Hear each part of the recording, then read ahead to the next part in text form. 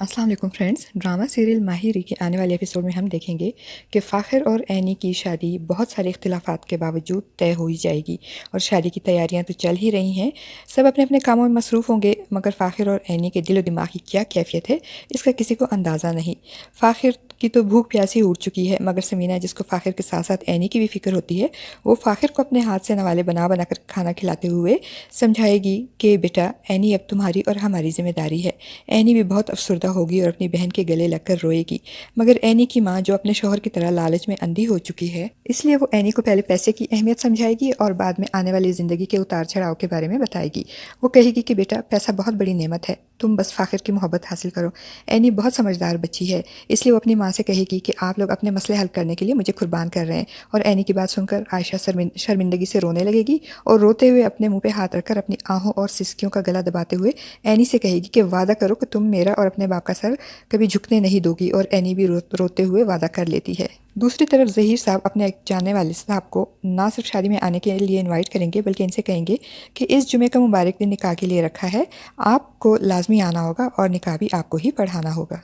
ज़हीर साहब की तबीयत चूँकि पहले ही ख़राब होती है और अब शादी के कामों की वजह से उनके ऊपर कुछ बर्डन बढ़ जाता है काम का, तो उसकी वजह से उनको अपनी तबीयत कुछ गिरी गिरी सी महसूस होगी और वो अपने बेड पर कुछ देर लेट कर आराम करेंगे। तो इनकी माँ फ़िक्रमंद होकर इनके पास बैठते हुए उनकी हिम्मत बढ़ाने को कहेगी कि बस बेटा हिम्मत करो, शादी सर पर है। वो अपनी बेटियों से भी कहेंगी कि आप दोनों फुप्पो हो और शादी सर पे है, कुछ रौनक लगाओ।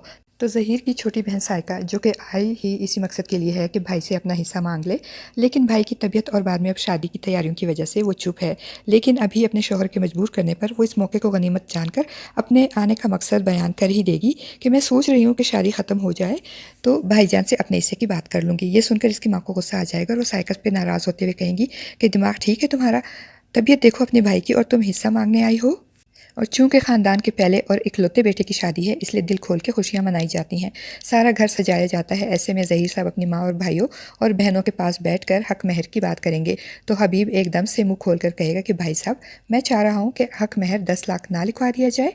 हबीब की बात सुनकर जहाँ ज़हीर साहब चौंक जाएंगे और वहाँ पास ही खड़ी उनकी दोनों बहनें और बहनोई भी हैरत से चौंक कर हबीब की तरफ देखना शुरू कर देंगे। और आखिर हबीब कहे भी तो क्यों ना कहे कि उसके दिल की बात आखिर ज़ुबान पर आ ही गई और यही तो मौका है। और उसने ऐनी और फ़ाखिर की शादी में हबीब का अपना ही तो मफाद है और यही तो मौका है अपना मफाद हासिल करने का। और ज़हीर साहब को चूँकि ये शादी हर हाल में करनी है, तो यकीनन वो हबीब की ये बात भी मान लेंगे। मायूं का फंक्शन शुरू हो जाएगा। फ़ाखिर और ऐनी को एक साथ बिठाकर रस्में शुरू कर दी जाएंगी। ऐनी और फ़ाखिर एक दूसरे को रहम तलब नज़रों से देखते हुए सोचेंगे कि इनके वालिदैन इनके साथ ये क्या जुल्म कर रहे हैं और इनको एक अनवांटेड रिलेशन में बांध रहे हैं। फ्रेंड्स, आपका इस बारे में क्या ख्याल है? अपनी राय का इज़हार कमेंट बॉक्स में ज़रूर कीजिएगा।